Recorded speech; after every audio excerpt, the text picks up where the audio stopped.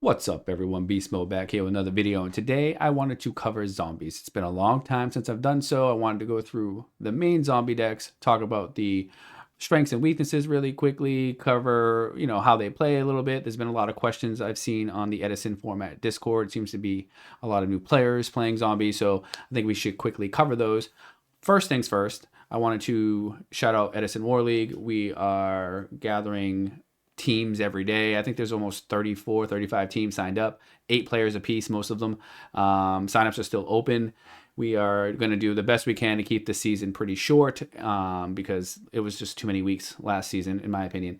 I also do have some Edison merch. First things first, the Edison merchandise has nothing to do with me. One of the admin staff proposed the idea of having merchandise or to go along with the league. It'd be a way to kind of improve the prize pool. A lot of the proceeds are going to that. There are sweatshirts, t-shirts, and I can show off one of the mats I was able to get here. So give me 1 second. Let me just turn off this background so y'all can see it. Here it is. We got an Edison mat here. Now, this is pretty nice, I'd say. Look at that. Oh, we gotta flip it down now and reverse it. Hold on 1 second. There it is.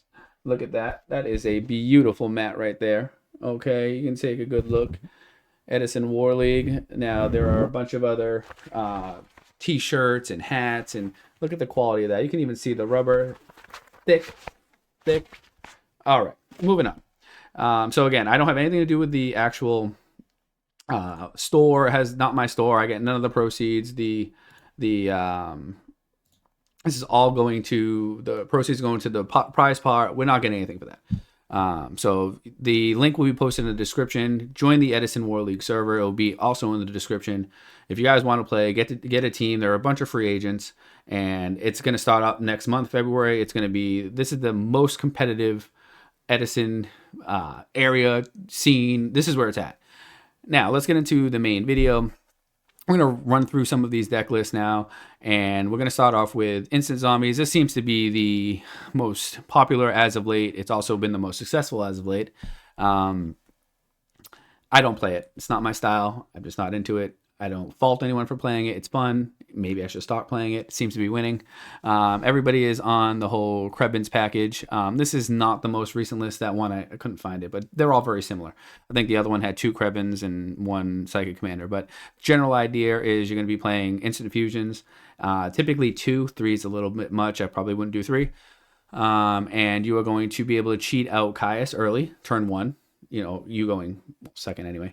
You could go Instant Fusion into Caius, and that's a power play with the deck. You can also make the Reaper on the Nightmare very easy, and this card is super strong. Also, can play the Urbellum, however you want to say it, which typical zombies can't do because you really can't make it without the Psychic Commander. I guess you could try to do it with Gale, but it's just a little bit harder to do. Teleport is a broken card. There's a reason why it's at 1 in this format. And this deck it's a good mix of control and explosiveness. It's not as explosive as Hero Zombies, obviously. The deck is by far the most explosive in terms of zombie variants. And just the Diva aspect is more explosive because of the fact that you can set up 2 synchro plays. This deck here makes 1 synchro more consistently.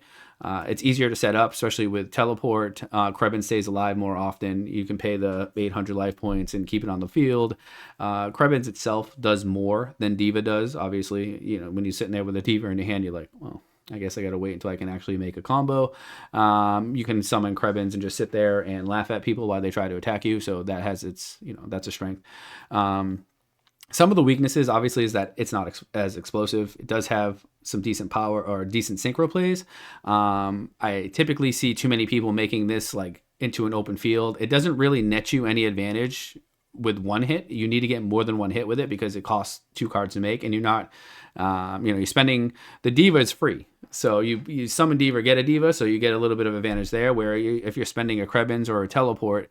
And you got to synchro with a Goblin to even get a search there, so it's just not as free compared to Diva Zombies. So I feel this card's hit or miss. I think it needs to be played in specific matchups or versus specific matchups or at certain times. I just feel like too many people just try to, send back a card. Like, it's not that game breaking. When they have 6 cards in their hand, they usually have an answer. And too many times I just see someone they summon Goyo Guard and just take it. So this card is probably the main reason why you'd want to play this build. It is super strong. Discarding cards, especially against frogs, is just like busted. You can just rip so many cards. You can do the whole Book of Life. You can Book of Life it back, which is super strong as well. Right now, this deck seems to be ahead of everything else, and it's the only deck that's really been winning and topping as of late. It's also more popular. A lot of people are playing this version, and I think I'd play it. I did play it in one actual match in my War League last year. I played against Rognok and Frogs. I said this is probably the best variant into Frogs, just by the fact that you can make a Reaper of the Nightmare very early, or you can make the Urbellum and actually just poke into open field when they try to go swap Frog, send Treeborn Bounce. That's when you want to do a play like that. So this is probably not the most optimized build. It's just the one I had in my save decks on Dueling Book, but this is popular. All of these zombie decks are extremely difficult to play. Probably not ideal for new players, to be honest with you. If you're new to the Edison format, I'd stay away from zombies for a little bit. Deck's super complicated. There's too many lines all the time. I've been playing the deck for 3 years and I still don't know what I'm doing. So that's number 1. Number 2, we have the that was 1. Number 2, we have the Hero Zombie. This is also a popular choice. Most versions now are not playing any Gold Sark. This is an older build. I don't like Gold Sark. I said it from the beginning. I think it was a good idea to try to speed up the deck, and it does do that, but I think it gives too much information, and it can be slow at times. You have to see it early, or it's just not that great. But I think if you cut this, and you can play just about anything else. This deck chose to play 1 skill drain. I think this actually topped RBT Ruler, so this list is pretty good. But besides the list, we're not really going over the list itself. We're just looking over the entire deck. This is the most explosive version of zombies you can get. This deck is literally all gas, and it's one of those things where you kind of vomit out your hand, and you hope that your opponent has 0 rebuttal next turn, and then usually win. It does require some high-level play, making certain synchro plays. The lines are not very easy sometimes. You have to make some ridiculous plays. You got to go minus in your hand. You're pitching malicious and sending cards to the graveyard. So you often use your entire hand to kind of explode. The deck is super strong. It's really good against frogs too. You can kind of just put out a Stardust and hide behind Skill Drain. That's a super strong play, even against Gladiator Beast or whatnot. So that's something going for the deck. Also, Royal Decree is another option. This deck's is able to side deck it because it doesn't play as many traps, which is good against Black Wings, obviously. Master Restrict is pretty decent, although this card can get you caught up sometimes because you would like to be able to Caius. But overall, in terms of explosiveness, I would say this is probably top zombie deck for that. I think this deck may be more difficult to play than the teleport version, without a doubt, because there are some lines here. You have to make the right synchros. You have to know when to try to OTK. You have to be able to make some reads. And the deck can play a bit of a control game. It does have the recruiters. It does have some Caius, so you kind of sit back and wait a little bit to have all the combos you need. Miracle Fusion's busted, so it also lets you play 2 of this card, which one of the best cards in Edison. You get to play Future Fusion, you get to play Strato. So this deck in general just plays a lot of the broken one-ofs in the game. I definitely have played this deck. I'm not very good with it. I don't see all the lines. You have to really be able to see all the synchro plays, and I'm just not a combo type of guy. I don't like to make a million synchros in a game. If you like to synchro summon, this is for you. Deck is good. Definitely can top or win a tournament. Hasn't done so in a while, but without a doubt it can. And then we have my favorite, and I'm probably one of the last players playing it aside from my buddy JG. This deck here, in my opinion, I know it doesn't look it, but I still think that this is probably one of the better versions to play. I like this version better than the others. This is why I play it. It is far more difficult, and I'm not just saying that because I play it. I don't even play the deck well enough, to be honest with you. You need to be on point, and it's probably not worth it that you have to play nearly perfect with the deck. But when you can play perfect with this, it is broken. Ultimate Offering is broken. I think that this version is just a slow grind game. This card here can win you a game. All it takes is literally a Sangin, a Goblin Zombie, and any recruiter pretty much. Especially if you're playing the Ill Blood in the deck, it's foolish.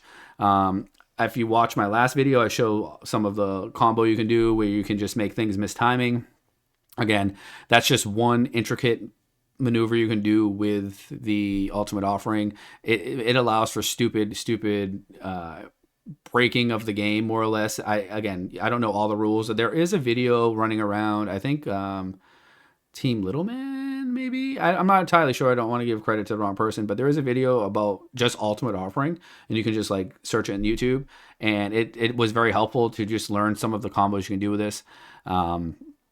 Deck is really hard. This deck is one of those that you're playing kind of slow. You're really setting up the board, and then you Ultimate Offering. This card lets you play on your opponent's turn.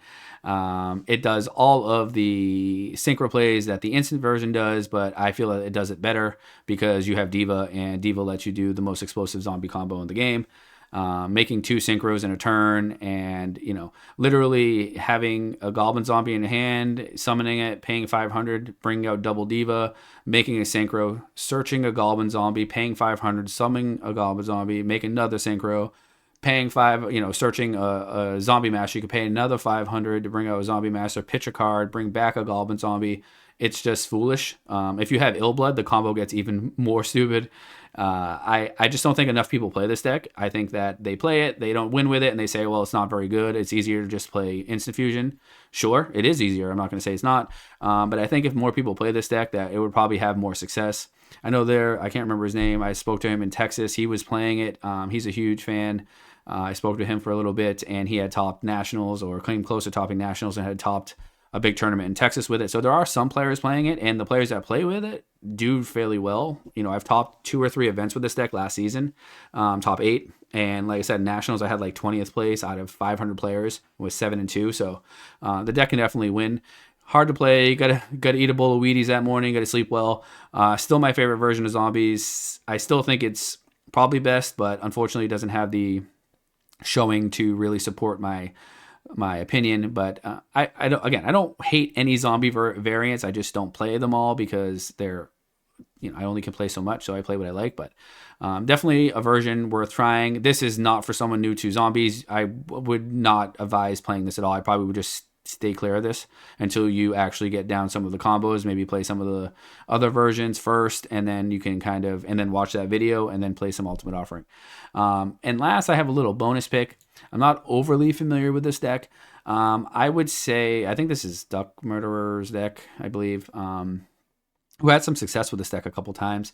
I don't know enough about this, but this deck is stupid explosive.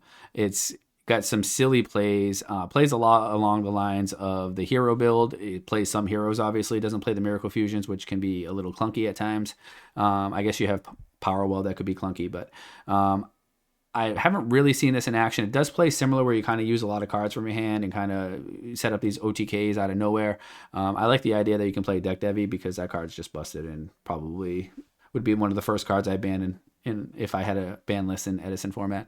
Again, I'm not looking at sideboards really, but I like this card. I like this deck mainly because of it just plays different than the other builds. You get to play Powerwell, which is super cool, and I guess you get to do some fun things. Burials also reminds me of some of the old school zombie builds that haven't been. This card's really not played anymore. But this deck might be worth trying. I would imagine it's pretty complicated. I don't think that the synchro plays are all that obvious all the time. Again, nothing requires you to have a PhD to play. This is Yu-Gi-Oh! At the end of the day. But in terms of some of the more difficult decks in Edison format, Zombies is definitely up there. Fairies is another deck.